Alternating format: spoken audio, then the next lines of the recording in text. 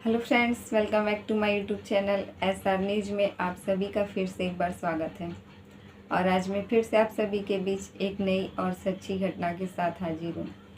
तो फ्रेंड्स, आज की कहानी शुरू करें उससे पहले अगर आप हमारे चैनल पर नए हैं तो प्लीज़ हमारे चैनल को सब्सक्राइब कर दें और वीडियो पसंद आए तो लाइक कमेंट ज़रूर कीजिएगा। तो फ्रेंड्स, आज की जो कहानी है, यह घटना सुनने के बाद आप जो है यह सोचने पर मजबूर हो जाएंगे कि एक पिता जो कि अपने बच्चों को अपने कलेजे का टुकड़ा समझता है और उसी पिता ने अपने कलेजे के टुकड़े के ही इतने टुकड़े कर कर खेतों में कई जगह फेंक दिए कि पुलिस भी जब उसे ढूंढने के लिए निकलती है तो वह भी उन टुकड़ों को समेटते समेटते दंग रह जाती है। माँ बाप के रिश्ते को इतना पवित्र रिश्ता मानते हैं, उस रिश्ते को ही इस पिता ने कलंकित कर दिया है।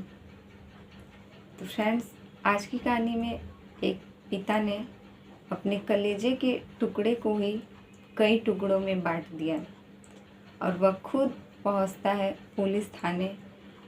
और वह पुलिस थाने जाकर क्या कहता है वह इस कहानी के ज़रिए आपको जानने को मिलेगा। तो फ्रेंड्स, यह कहानी शुरू होती है यूपी की राजधानी लखनऊ से, जहाँ की 80 किलोमीटर दूर सीतापुर से एक थाना लगता है रामपुरा मथुरा।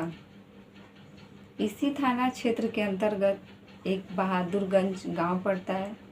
यहीं का रहने वाला 40 वर्षीय मोहित नाम का एक व्यक्ति 25 फरवरी को सुबह सुबह थाने पहुंचता है और वह थाने पहुंचकर पुलिस वालों के सामने कहता है कि उनकी एक छोटी सी मासूम सी बच्ची जिसका नाम तासी रहता है, वह पुलिस वालों से कहता है कि मेरी बच्ची तासी जो है वह खेलने के लिए घर से निकली थी, लेकिन उसका अभी तक कुछ अता पता नहीं चल पा रहा है। हम लोगों ने हर जगह ढूंढने की पूरी कोशिश की, लेकिन वह कहीं नहीं मिल रही है।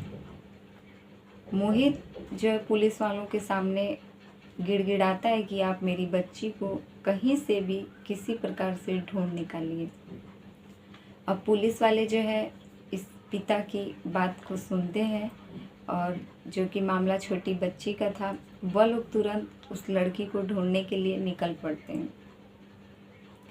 अब जो कि पुलिस वाले निकल तो पड़ते हैं उस बच्ची को ढूंढने के लिए, लेकिन उन लोगों को भी थोड़ा बहुत दिक्कतों का सामना करना पड़ रहा था, क्योंकि यह क्षेत्र जो था यह पूरा गांव इलाका था और गांव इलाका में होने के कारण कहीं भी पुलिस वालों को कोई CCTV कैमरा नहीं मिल पा रहा था।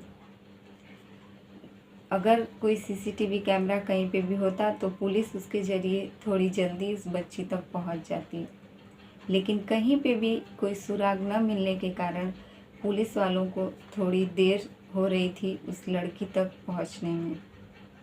लेकिन वह लोग पूरी कोशिश कर रहे थे और उसके पिता से पूछताछ करने के बाद पुलिस वाले जहां वह लड़की खेलने जाती थी, जितने उसके दोस्त थे, सभी छोटे छोटे बच्चों को इकट्ठा कर कर पुलिस वाले पूछताछ करते हैं।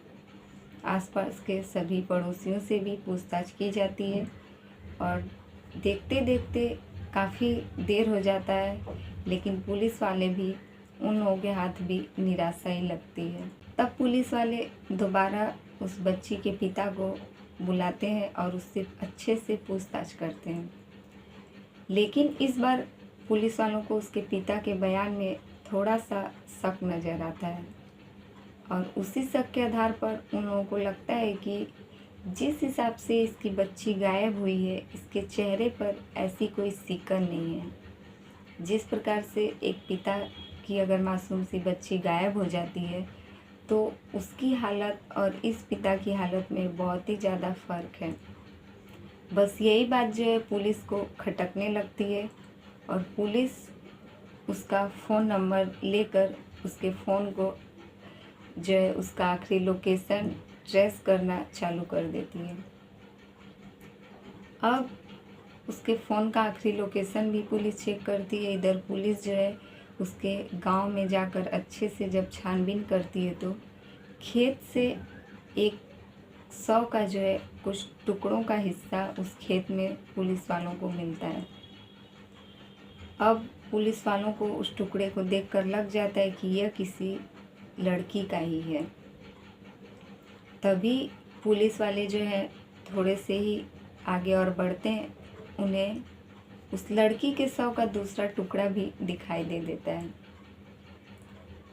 अब उन्हें पूरा यकीन हो जाता है कि यही गायब हुई लड़की है जिसके शरीर के टुकड़े कर कर हर एक जगहों पर इस प्रकार से फेंका गया है।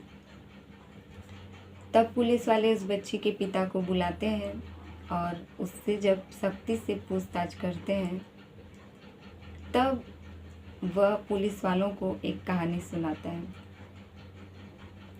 और वह कहानी यह सुनाता है कि उसी का पड़ोसी जिसका नाम रामू रहता है, उससे कई सालों से उसका झगड़ा चल रहा था और उसी झगड़े के बीच यह नहीं चाहता था कि उससे कोई भी इसके परिवार का, इसकी पत्नी या इसके बच्चे उससे रिश्ता रखें। इन दोनों के बीच बातचीत भी बंद थी और इन दोनों के बीच बहुत ही गहरी दुश्मनी हो चुकी थी। यह बताता है कि 25 फरवरी को यह जैसे ही काम पर से घर वापस आता है, देखता है कि इसकी बच्ची उसी पड़ोसी के घर से खेल कर बाहर निकल रही है। अब इसी गुस्से में वह अपनी बच्ची को घर लेकर जाता है और तुरंत उसकी हत्या कर देता है और उसके 100 को कई टुकड़ों में बांटकर खेत में ले जाकर हर जगह उन टुकड़ों को फेंक देता है। इसके बाद वह शांति से घर पहुंचता है और अपनी पत्नी को भी बहुत ही ज़्यादा मारता पीटता है। इसके बाद वह अपनी बच्ची की गुमशुदगी की रिपोर्ट दर्ज करवाने के लिए थाने पहुंचता है और पुलिस वालों से कहता है कि उसकी बच्ची खेलने के लिए गई थी और वह अभी तक घर वापस नहीं आई है। पुलिस वाले उस पिता की बात सुनकर दंग रह जाते हैं और उसे गिरफ्तार कर थाने लेकर जाते हैं।